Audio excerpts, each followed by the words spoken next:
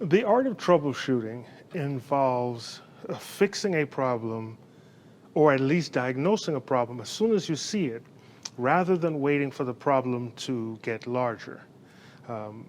Most of my analogies in life have to do with cars. Love cars. So all my analogies have to do with cars. And it's one of the areas in life that we are least likely to fix a problem when it first happens. You're driving down the road.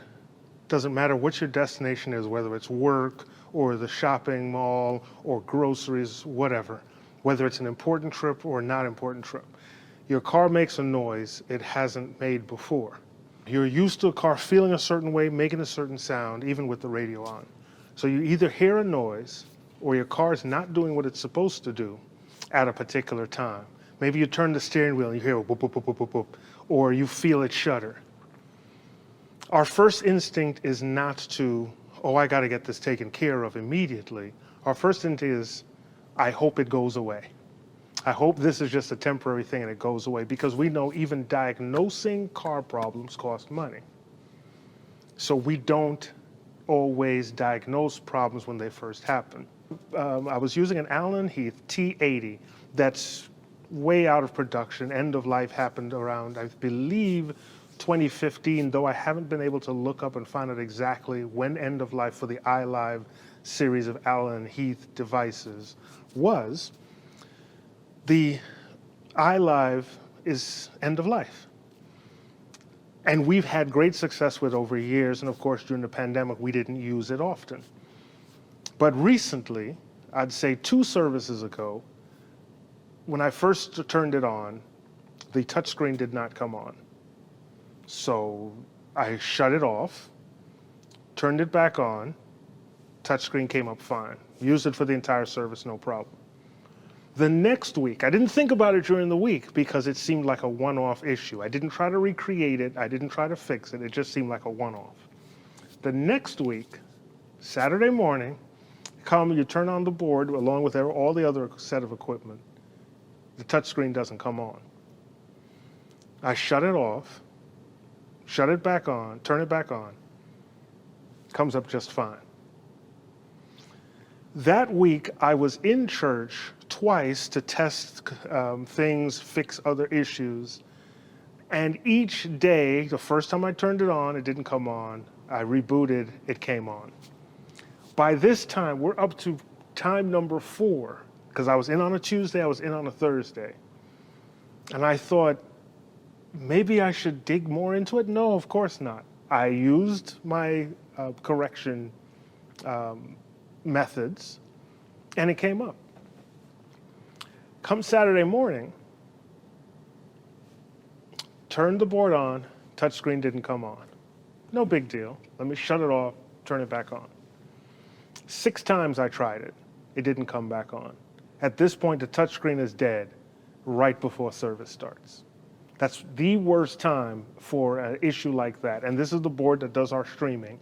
So without this board, you have no streaming. You can see all the images of the church you want, but there's no audio. Without audio, you have no program.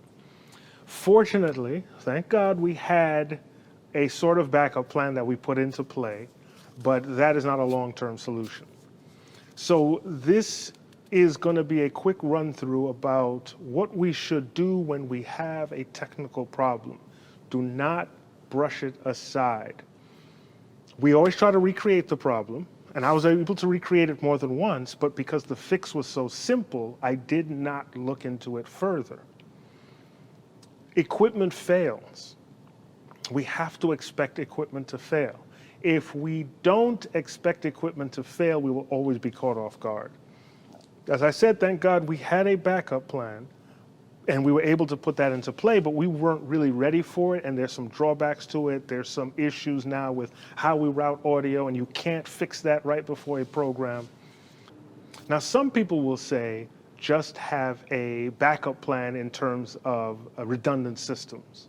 That is not always physically possible. You may not have the space for redundant systems. That's not always financially possible.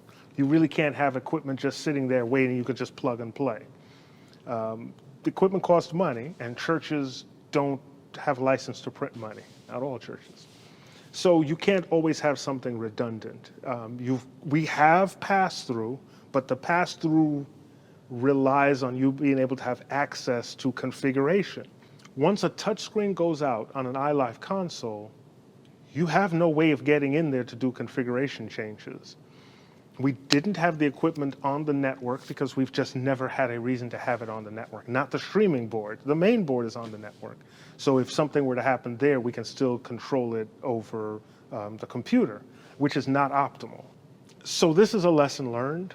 When you first encounter a problem, take the time to really diagnose it, see what the issue is, and at that point you have enough time to develop a backup plan.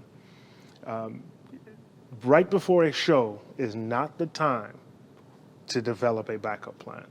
Let's just go over what we learned quickly. Number one, always double check your equipment. Once you start to have problems with it, come up with a backup plan if something happens. You may not be able to fix it right then, but make sure you start the clock on when you're going to fix the problem.